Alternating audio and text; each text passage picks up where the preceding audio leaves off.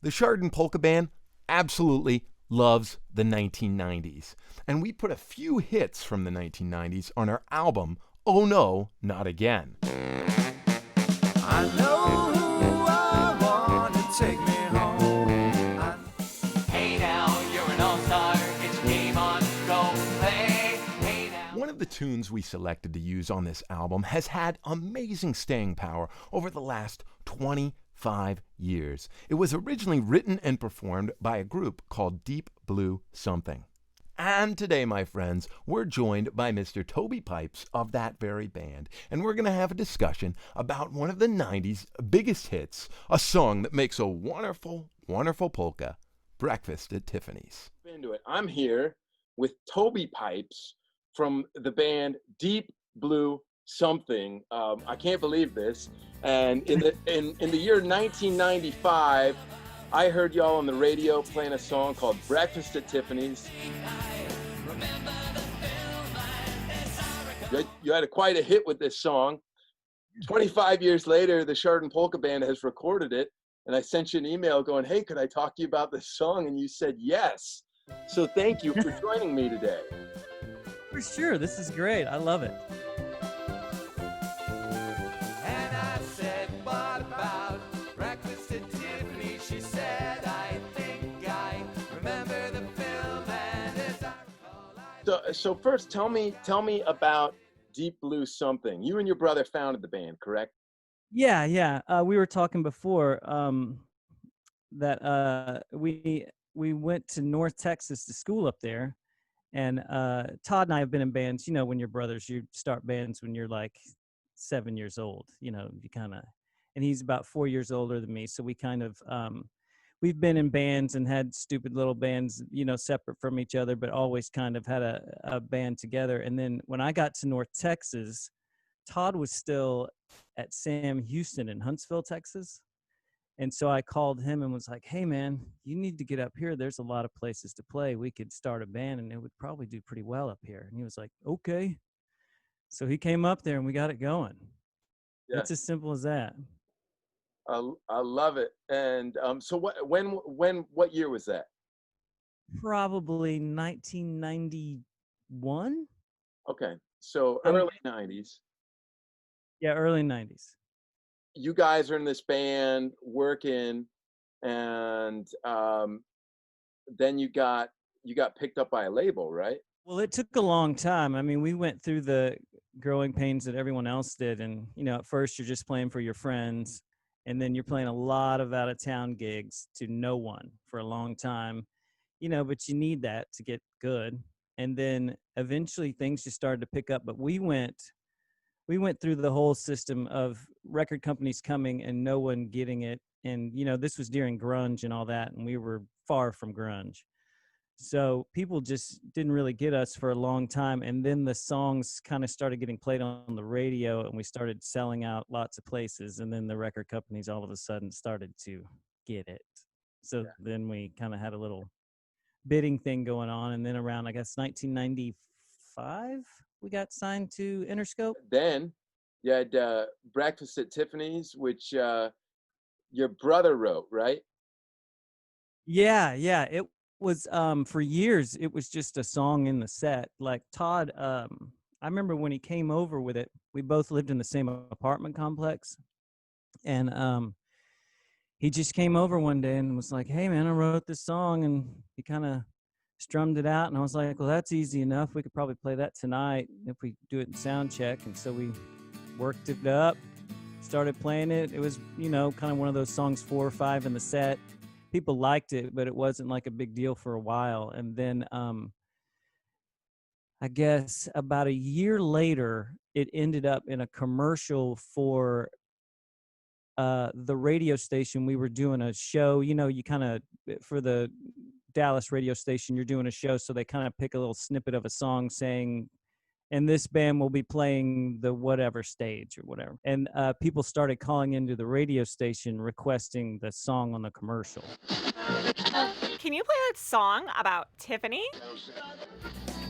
and I said, what about Breakfast at Tiffany? She said, I think I So then they started putting it in rotation. Yeah, after they put it in rotation, other people started putting it in rotation, and Well, it took off in our other songs. Just our first record kind of took off in small little college towns, but that was a major station. That was the Edge in Dallas, awesome. and so when that started getting in the top 10 of their rotation, uh, then things really started to pick up. Y'all made it to the billboards here in this country with that tune, and several other top tens around the world, right? Yeah, and we got to the main one for us is, you know, we got to #1 in the UK, and that's a lot of our favorite bands are from there. So that was a huge deal for us. That was major. That That'd was be the day. that'd be a huge deal for anybody. Yeah. That's just a huge deal. That's Yeah. amazing. And you grow up watching Top of the Pops and things like that, and we finally get to. I think we were on Top of the Pops 3 times during that time, and so it was really cool to be a part of all that before Top of the Pops went away. It was Yeah. awesome. I mean, you're part of a select group. You're part of a select few that have that, that get that far, that get that honor, just even to have a song anywhere near a official chart is an Oh yeah, honor. yeah, it was great. And then we had, and probably because of that, 3 or 4 of our other songs off that record charted, top 40 and things like that. So we were able to just tour around and play shows, and I think it's still the reason why we get to play now. We're still kind of we're writing new stuff and putting new material out, but I mean it's basically because of that time we still get to play music, and it's pretty cool that 25 years later we still get to do shows. It makes no sense at all. Well, I think any day as a musician, if you're out playing a show, especially if you get to make money and make a living off it, I think there's that moment almost daily. You look in the mirror and go, how am I getting to do this? This is my job. This is amazing. Amazing. I love it. It's like you're saying, playing shows, in the fall, we get to drive all around the country, playing in Oregon, playing in Utah, playing in Nebraska, and every day I'm going, well, someone's gonna figure this out. I'm getting paid for this. Someone's gonna, yeah, yeah. This is wow. Holy smokes.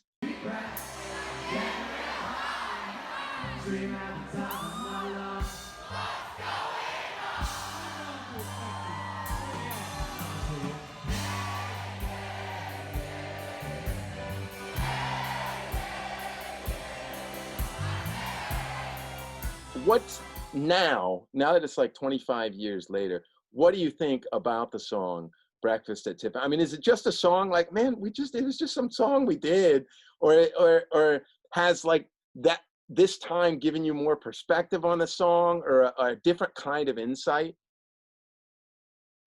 Well, I mean, I'll be honest with you. I've gone through different phases with it. At the beginning, like I said, it just was another song in the set. It wasn't a big deal. And then, when time goes by and we're playing it, especially the mid '90s, right when the song comes out, and we're touring all around the world, and that's great. But this was when radio was a huge deal. Yeah. And so we're playing it. We're waking up at 6 a.m. because it has the word breakfast in it. So everyone thought it was the best idea in the world that we were on their breakfast shows. So we would play shows till 2 a.m.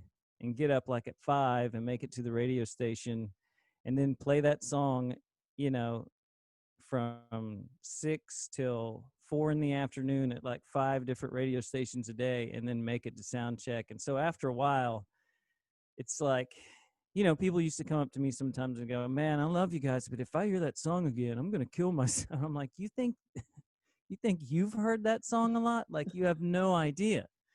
There's only one person in the world that's heard it more than me, and it's Todd, because he wrote it 10 seconds before he went and showed it to me. So we've heard it a bunch. Yeah. But then after a while, you kind of start to think, hey, this is a once in a lifetime song. And then, you take years off, and then now when we play it, And now when I hear it, it's a blast. It's cool. But after a while, during the midnight, it became a thing. Like, man, I can go through a day without hearing this one again.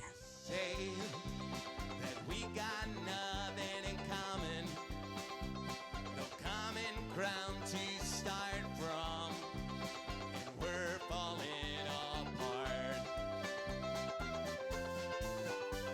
You say Well, and I would imagine, especially when it's such a hit, that at some point, not to everybody, but to some people, you're the Breakfast at Tiffany's guys. Yeah. And as artists, we know you're much more than that. But that's what you're known for, or whatever. So you have to play that song again and again and again. as I recall, I think we both kind of liked it, and I said, well, that's the one thing we got. Oh yeah. And we we did a couple of shows at one point, and we would put on the and this was when our second or third record would come out, we would put on the sign, hey, we're not playing any old stuff. Like, if you're coming to hear old, we're just gonna play the new record tonight. Check it out, whatever. Yeah.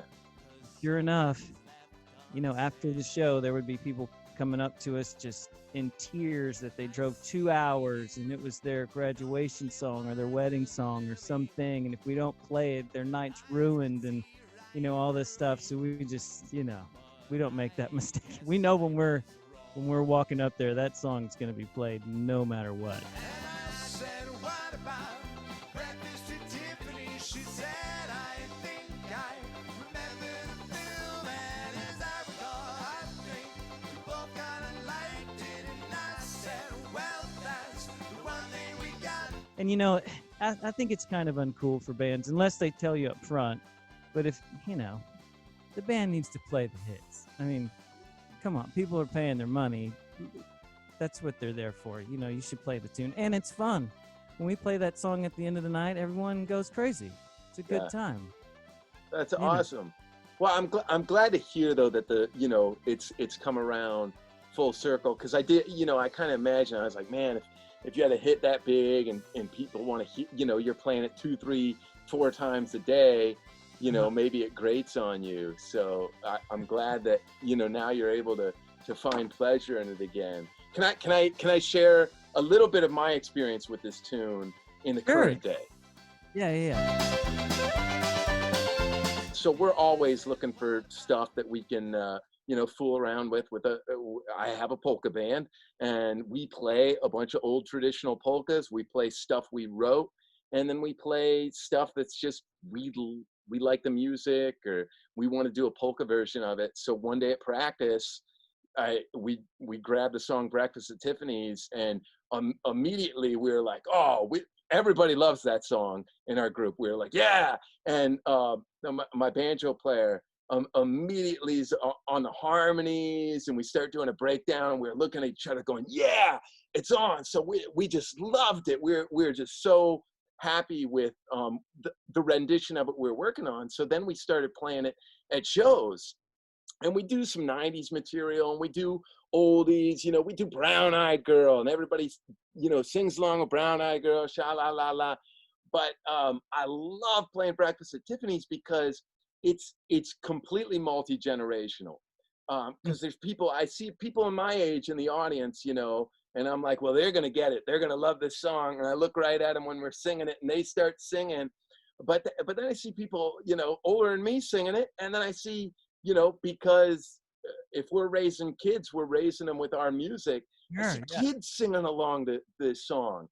And so for me, it's just, I love playing that song because, like you said, everybody's singing along and having a good time. And I love seeing that. And so that's just incredibly cool for us to play a song that everyone connects to. But it's also, now it's like wildly bizarre to be talking to the guy who actually played that song and telling him what my polka band does with it.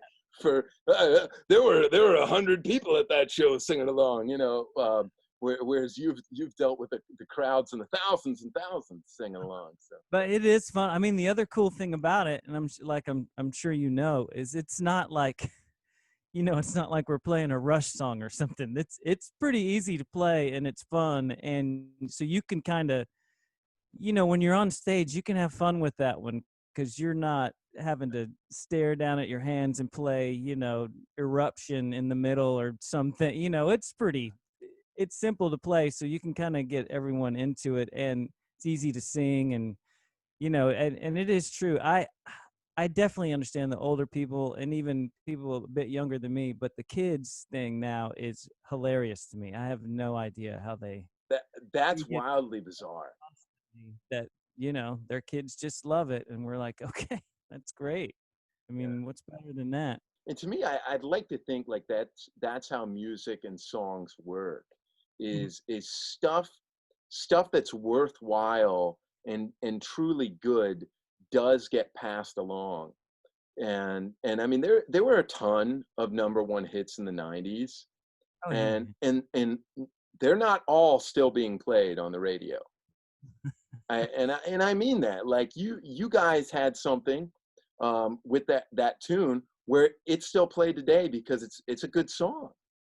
yeah. We really lucked out with that one. That one, uh, I can't believe people still play it. It's insane to us, and we never thought that it would get to this point, and that we'd still be able to do music for up till now. It's crazy. Can I ask you one more thing about the song? Like we talked about like, the composition a little bit and where it came from, but it's about kind of a breakup, Hmm. or at least a discussion between a couple. And I think like that's always a resounding thing too, like and I like if you boil that song down to the concept, it's like, well, I thought you were into this and I thought this about you, but I was wrong, and so I don't really know what we got anymore. I mean, do you think that is part of what resonates with people? Yeah, no doubt about it. But I think it is. People love the breakup song, but I think so many people use it in their as their wedding song or their thing because it's because of what they have more in common than why they split up, kind of a Okay. deal. You say that we got nothing in common, no common ground to start from, and we're falling apart. We get that a lot. Like, there are tons of people that come up to us at shows that are like that was their song, Wow. and they've been married for 20 years now, and that's their thing. But that's why they got together and all that. So it is kind of weird because you're like, really, your song is a breakup song that you only have one thing and that you both agree on, but people kind of take it in a different way. It's weird. Isn't that incredible that people take something a different way than the creators intended? Yeah. It's and that they're finding something in it that maybe you didn't even know was there. Uh-huh. That's another beautiful thing about music. It's why I still don't like to exactly know what the writer's intention was about songs, because sometimes it ruins it for people. Like when you hear some Depeche Mode song or something, and it's meant something to you for years since you were a kid, and then you find out it had nothing to do with that at all. And you're like, well, because sometimes people's ideas about it are better than the original idea. So you might as well let people have their own view of it. And You well, know, and that's time a song comes from the most simple, dumb reason of all time. So it doesn't. People imagine something more than what was even at the start of it, which is cool. yeah, and that's art. That's where art gets us. I hate when things are over and so much is left undone. Well, I think that's it, short and sweet, but just wanted to talk about that song, and uh, seriously humbled that one of the dudes who made this song would even talk to me. That's awesome. Yeah, man, for sure. Hopefully, we can get up to Ohio, or you guys can get down here, and we can check you guys out. But definitely send me the tune, send me the I will record do. when it. I want to check it out. Well, we'll definitely post it on our stuffs. Oh, thanks, man. It's nice to meet you, man. This is super cool. Hey, it was nice to meet you, Toby. Thank you so much. All right, man. Have a good one. You as well. We'll see you. And I said, what about breakfast at Tiffany? She said, I think I remember the film, and as I recall, I think we both kind of liked it. And I said, well, that's the one thing we got.